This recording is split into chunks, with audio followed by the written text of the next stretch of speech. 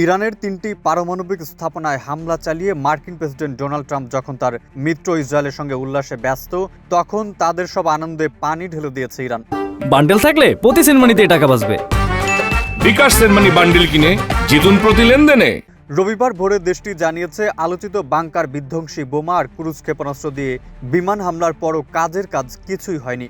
Fordow, Isfahan আর নাতানজের পারমাণবিক স্থাপনাগুলোতে পারমাণবিক দূষণ ছড়ানোর কোনো লক্ষণ পাওয়া যায়নি। ইরানের রাষ্ট্রীয় গণমাধ্যম দেশটির জাতীয় পারমাণবিক নিরাপত্তা ব্যবস্থা কেন্দ্রের উদ্ধৃতি দিয়ে বিবৃতি দিয়েছে, তাদের তেজস্ক্রিয় বিকিরণ শনাক্তকারীরা হামলার পর কোনো তেজস্ক্রিয় পদার্থ নির্গত হওয়ার রেকর্ড করেনি। তাই ওসব স্থানের আশপাশে বসবাস করা ইরানিদের জন্য কোনো বিপদ নেই বলেও বিবৃতিতে জানানো হয়। ইরানের কোম এলাকার এমপি মানান রাইসি জানিয়েছেন, যুক্তরাষ্ট্রের ফোর্দোর ভূগর্ভস্থ পারমাণবিক কেন্দ্রে যে হামলা চালিয়েছে তা কেবল স্থাপনাটির উপরের অংশের ক্ষতি করেছে, যা মেরামত করা সম্ভব।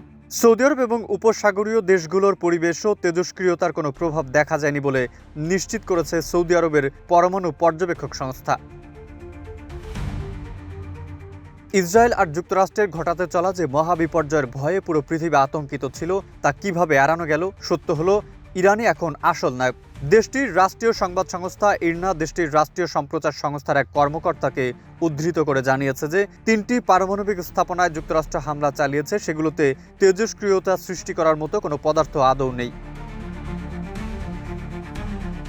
তাহলে এতদিন যে মার্কিন বাংকার বিধ্বংসী বোমা ম্যাসিভ অর্ডিন্যান্স পেনেট্রেটরের গুণকীর্তন চলল, তা আসলে কি করলো? বলা হয়েছে, যুক্তরাষ্ট্র ইরানের ভূগর্ভস্থ পারমাণবিক কর্মসূচির কথা মাথায় রেখেই অস্ত্রটি তৈরি করেছিল।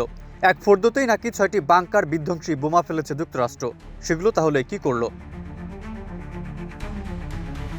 সত্য হলো, GBU-57 বাংকার বিধ্বংসী বোমার কার্যকারিতা সম্পর্কে যুক্তরাষ্ট্র কখনোই নিশ্চিত ছিল না। মার্কিন সামরিক কর্মকর্তারা আগেই জানতেন, বোমাটি ফোর্দোর মূল স্থাপনা পর্যন্ত পৌঁছাতেই পারবে না, কয়েকটি টানেলের ক্ষতি করতে পারবে বড়জোর। ইরানের বিবৃতি থেকে মনে হচ্ছে ঘটনা তেমনই ঘটেছে। তাহলে কি মিত্র ইসরায়েলের মন রক্ষা করতেই B-2 বোমারু বিমান নিয়ে সংঘাতে জড়ালো যুক্তরাষ্ট্র? ভয় আছে ইসরায়েল। দেশটির ইসরায়েলের বিমানবন্দর কর্তৃপক্ষ জানিয়েছে, ইরানের পারমাণবিক স্থাপনাগুলোতে মার্কিন হামলার পরিপ্রেক্ষিতে তাদের আকাশসীমা অভ্যন্তরীণ এবং বহির্গামী উভয় ফ্লাইটের জন্যই বন্ধ করে দিচ্ছে। সাম্প্রতিক ঘটনার কারণে অনির্দিষ্টকালের জন্য বিমান চলাচল বন্ধ করল তারা।